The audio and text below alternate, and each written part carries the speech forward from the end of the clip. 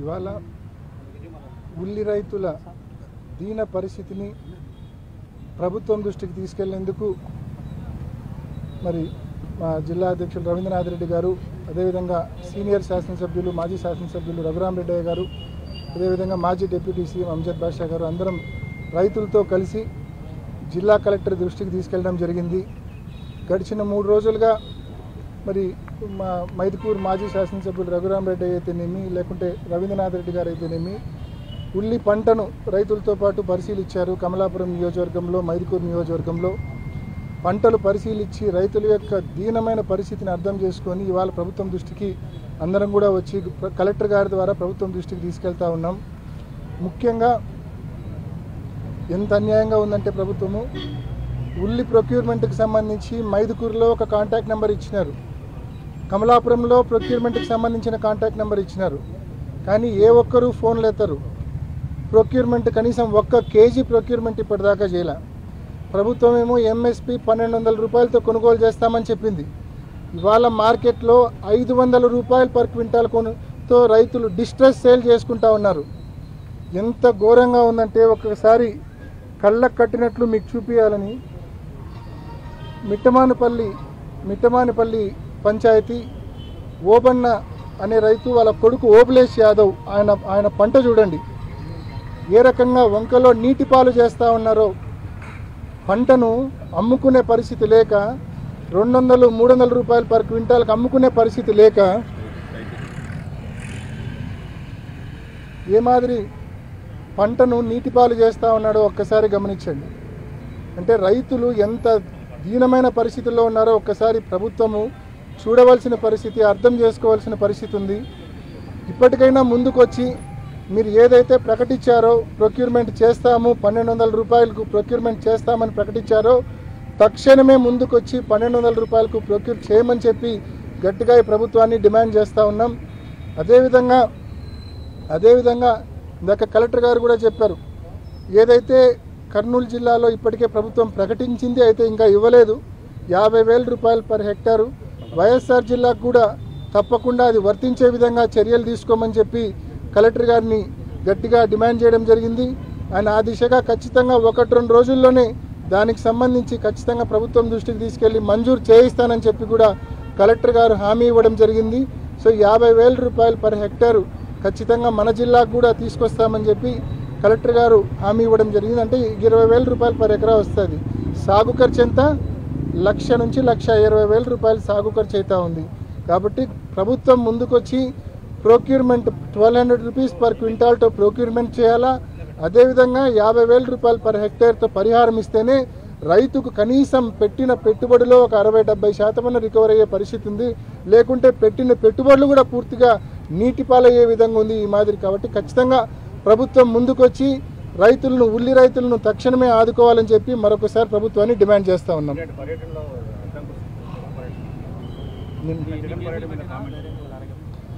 బేసికల్గా గవర్నమెంట్కు ఉన్న సమస్యల మీద చిత్తశుద్ధి లేదు. ఈరోజు ఉల్లి రైతుల పరిస్థితి కానీ, వరి రైతుల పరిస్థితి కానీ, లేకుంటే మెడికల్ కాలేజీల పీపీపీ విధానం ప్రభుత్వం మొత్తం ప్రజలందరూ వ్యతిరేకిస్తూ ఉన్నారు. ఆ విధానాన్ని వీటి మీద శ్రద్ధ లేదు గవర్నమెంట్కు. చీమ కొట్టినట్టు కూడా లేదు ఈ ప్రభుత్వానికి. రైతుల సమస్యలు కానీ లేకుంటే ప్రజల సమస్యలపైన కానీ చీమ కొట్టినట్టు కూడా లేదు ఈ ప్రభుత్వానికి. కేవలం వాళ్ళ టార్గెట్ అలా ఏంటంటే వైఎస్ఆర్ కాంగ్రెస్ పార్టీ నాయకులను కార్యకర్తలను వేధించడం మీదనే వాళ్ళ శ్రమ వాళ్ళ సమయం అంతా పెడతా ఉన్నారు.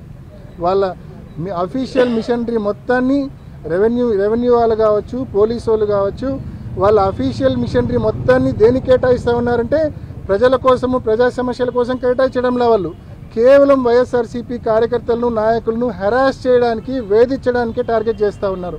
నిన్నగాక మొన్న మీరు చూసినారు పులివెందుల్లో 2 వర్గాల మధ్య జరిగిన ఒక చిన్న గొడవ. ఆ 2 వర్గాల మీద కేసు నమోదు చేసినారు. ఆ 2 వర్గాల మీద కేసు నమోదు చేసింటే అంతవరకే అయితే సరే న్యాయ పోరాటం వాళ్ళు చేస్తారు. కానీ సంబంధం లేని వాళ్ళను, ఇళ్లల్లో ఉన్న వాళ్ళను, పరామర్శకు పోయిన వాళ్ళను, పులివెందుల మున్సిపల్ చైర్పర్సన్ ప్రసాద్ను, వైస్ చైర్పర్సన్ హఫీజ్ను, అదేవిధంగా కౌన్సిలర్ కిషోర్ను, సంబంధం లేని వ్యక్తులు వీళ్ళు. ఏమాత్రం సంబంధం లేని వ్యక్తులు కేవలం ఆసుపత్రికి పరామర్శకు పోయిన వాళ్ళను కూడా 307 సెక్షన్ పెట్టి అంటే ఏ రకంగా అబ్యూజ్ ఆఫ్ లా జరుగుతూ ఉందో ఈ రాష్ట్రంలో ఒక్కసారి అర్థం చేసుకోవాలా. 307 సెక్షన్ పెట్టి వాళ్ళ మీద నాన్ బెయిలబుల్ కేసులు పెట్టారు. అసలు ఆ సీన్ ఆఫ్ క్రైమ్లోనే లేరు వాళ్ళు. 2 వర్గాల మధ్య జరిగిన ఒక పర్సనల్ గొడవ, దాన్ని తీసుకొచ్చి వైఎస్ఆర్సీపీ అంటే కేవలం వచ్చే ఎన్నికలను దృష్టిలో పెట్టుకొని వైఎస్ఆర్ కాంగ్రెస్ పార్టీ నాయకులను కార్యకర్తలను వేధించి వాళ్ళ నైతిక స్థైర్యాన్ని దెబ్బతీయాలా. ఇదే కూటమి ప్రభుత్వం యొక్క సమయము శ్రమ మొత్తం దీని మీదే కేటాయిస్తూ ఉంది. ఎక్కడే కానీ పబ్లిక్ ఇష్యూస్ పట్టించుకోవడంలా. ప్రతి నియోజకవర్గంలో కూడా ఇదే పరిస్థితి, కేవలం మా కార్యకర్తలను హరాస్ చేయడం. కాబట్టి ఇప్పటికే 16 మాసాలు అయిపోయింది. ఇంకా మ్యాటర్ ఆఫ్ టైం, ఒక 2 ఏళ్ళు 3 ఏళ్ళు ఖచ్చితంగా వైఎస్ఆర్ కాంగ్రెస్ పార్టీ ప్రభుత్వం. నిన్న చూసినాను మీరు, జగన్మోహన్ రెడ్డి గారు ఉత్తరాంధ్రకు నర్సీపట్నానికి మెడికల్ కాలేజీకి వెళ్తే ఏ రకంగా జనాలు తండోపతండాలుగా రోడ్లు పట్టని విధంగా ఏ రకంగా జనాలు వచ్చారో మీరు చూసినారు. ఖచ్చితంగా వర్షాన్ని సైతం కూడా లెక్క చేయకుండా ఏ రకంగా జగన్మోహన్ రెడ్డి గారి కోసం వేచి చూశారో మీరంతా చూశారు. ఖచ్చితంగా it is return on the wall. కేవలం సమయం కోసం ఓపిక్గా నిరీక్షించాలంటే ప్రజలకు, వైసీపీ కార్యకర్తలకు అందరికీ కొంచెం సమయం వేచి చూస్తే మంచి రోజులు తప్పకుండా వస్తాయి.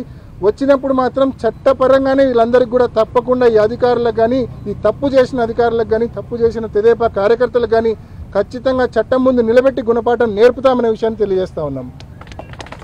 ఇటీవల కాలంలో ఇప్పుడే ప్రభుత్వంలో ఎక్కడే కానీ గుంతలేని రోడ్లు వేసామని జనసేన చెప్తుంది. అంటే ఇప్పుడు పరిస్థితి చూస్తే గ్రౌండ్ లెవెల్ ఎవరు చెప్పారు?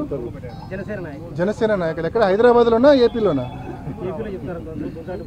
పవన్ కళ్యాణ్ ఎక్కువ హైదరాబాద్లోనే తిరుగుతుంటాడు, ఏపీలో పెద్దగా తిరగడు ఆయన. ఏపీలో రోడ్ల పరిస్థితి ఆయనకట్టి తెలుస్తుంది.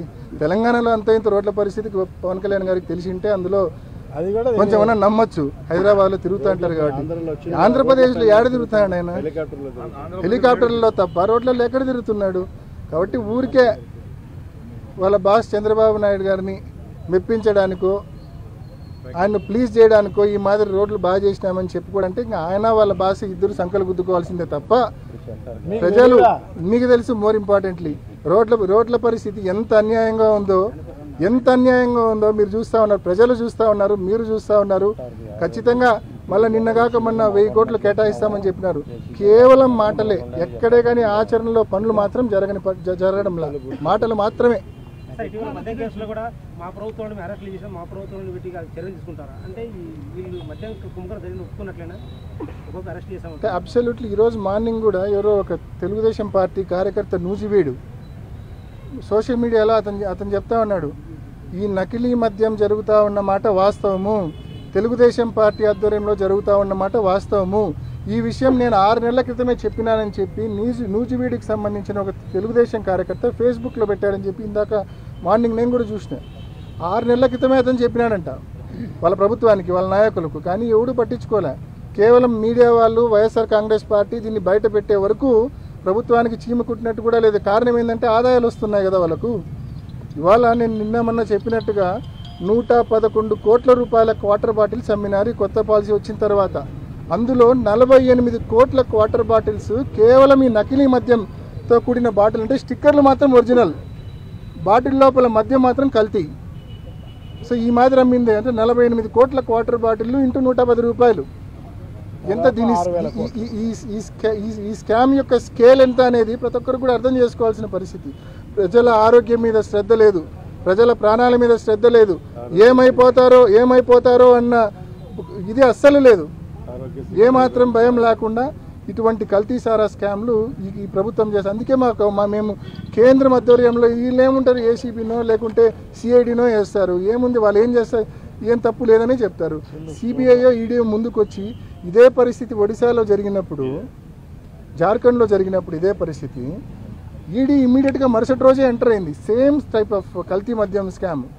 మరుసటి రోజే ఈడీ ఎంటర్ అయ్యి టక రైడ్లు చేసి మొత్తం అక్కడ ఉన్న వాళ్ళందరినీ ఫిక్స్ చేసింది. ఈరోజు ఎందుకు ఈడీ మరి నిద్రపోతూ ఉంది, ఎందుకు సిబిఐ నిద్రపోతూ ఉంది? ఖచ్చితంగా కేంద్రం చొరవ చూపాలా. ఇది తెలుగుదేశం పార్టీ వాళ్ళ అక్రమ సంపాదనకు సంబంధించిన అంశమే కాదు ఇది. దానితో పాటు ప్రజల ప్రాణాలకు సంబంధించి, ఆరోగ్యానికి సంబంధించిన అంశం అది. కాబట్టి ప్రభుత్వం కూడా ముందుకు వచ్చి, కేంద్రం ముందుకు వచ్చి ఈడీని సిబిఐని పురమాయించి ముందుకు పంపించి తప్పకుండా రైడ్లు చేయించి ఈ మాదిరి ఖచ్చితంగా ఈ కల్తీ మద్యం స్కామ్కు సంబంధించిన బాధితులపైన చర్యలు తీసుకోవాలా.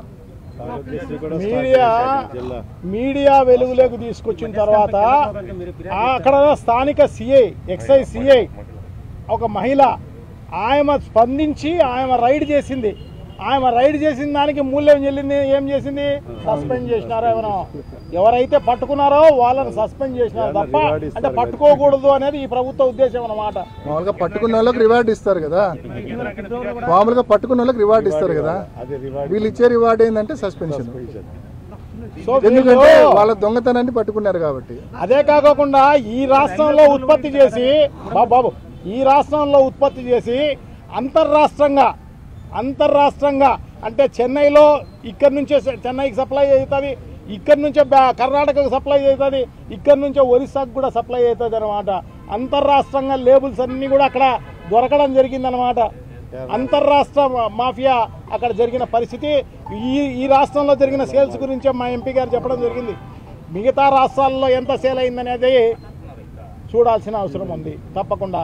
ఇది పెద్ద స్థాయిలో పై స్థాయిలోనే పెద్ద నాయకులే దీనిలో కలగజేసుకుని వాళ్ళు చేసిన స్కామ్ తప్ప వేరే ఏం లేదన్నమాట. చిన్న స్థాయిలో జరిగిన వ్యవహారం కాదు ఇది. ఖచ్చితంగా సెంట్రల్ గవర్నమెంట్ ముందుకొచ్చి దీన్ని ఆపరేట్ చేయాల్సిన అవసరం తప్పకుండా. ఇప్పటికే మా ఎంపీ మిథున్ రెడ్డి గారు ఇప్పటికే కేంద్రం దృష్టికి రిప్రజెంటేషన్ అమిత్ షా గారికి పంపించడం జరిగింది. ఈ కల్తీ మద్యం స్కామ్కి సంబంధించి సిబిఐ విచారణ ఆదేశించమని చెప్పి ఇప్పటికే రావడం జరిగింది. ఆల్రెడీ నిన్న మీడియాతో కూడా ఆయన దాన్ని షేర్ కూడా చేసుకోవడం కూడా జరిగింది. అదేవిధంగా మీరు చూస్తే ఆరోగ్యశ్రీ పరిస్థితి కూడా వాళ్ళ నెట్వర్క్ హాస్పిటల్ మొత్తం ఆరోగ్యశ్రీ సేవలు బంద్ చేస్తూ ఉన్నారు, మొత్తం టోటల్ బంద్ చేస్తూ ఉన్నారు. కారణం ఈ ప్రభుత్వం ముందుకొచ్చి బిల్లులు చెల్లించకపోవడం.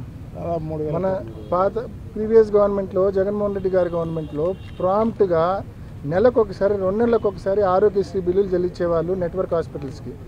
ఈ ప్రభుత్వం వచ్చినాక ఈ 16 మాసాలకు కేవలం 1000 కోట్లు ఇచ్చింది. 3400 కోట్లు 3500 కోట్లు బకాయి ఉంది. ఆ బకాయిలు తట్టుకోలేక నెట్వర్క్ హాస్పిటల్ జీతాలు ఇచ్చుకోలేని పరిస్థితుల్లో వాళ్ళు నెట్వర్క్ హాస్పిటల్స్ బంద్ చేస్తూ ఉన్నారు, సమ్మె చేస్తూ ఉన్నారు.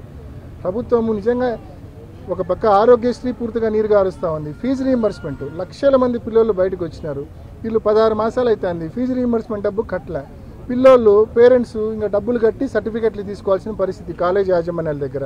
ఆ డబ్బు కట్టకుంటే కాలేజ్ యాజమాన్యాలు సర్టిఫికేట్స్ వెనక్కి ఇవ్వరు. లక్షల మంది పిల్లలు ఇబ్బంది పడతా ఉన్నారు. సర్టిఫికేట్స్ చేతికి రాక, ఉద్యోగాలకు ఇంటర్వ్యూలు పోలేక, డబ్బులు కడతామంటే డబ్బులు లేవు. ప్రభుత్వం ఏమో కట్టదు, ఫీజు రీయింబర్స్మెంట్ డబ్బు కట్టదు. అంటే ఫీజు రీయింబర్స్మెంట్ నీరు గార్చినారు, ఆరోగ్యశ్రీ నీరు గార్చినారు. రైతుల సమస్యలు పట్టించుకోవడంలా, ఇష్టం వచ్చినట్టు కల్తీ మద్యం మొత్తం. ఏం అసలు ఈ ప్రభుత్వం ఉందా లేదా అన్న పరిస్థితి ఒకసారి ప్రతి ఒక్కరు గమనించాలి. ప్రజలకు ఉపయోగపడే, ప్రజలకు మేలు చేసే ప్రభుత్వ వైద్య కళాశాలలను ప్రైవేట్కి అమ్మి పారేస్తూ ఉన్నారు. అంటే ఈ ప్రభుత్వం ఉందా లేదా, ఎవరి కోసం ఈ ప్రభుత్వం పనిచేస్తూ ఉందో నిజంగా వాళ్ళకు వాళ్ళే ప్రశ్నించుకోవాల్సిన అవసరం ఉంది.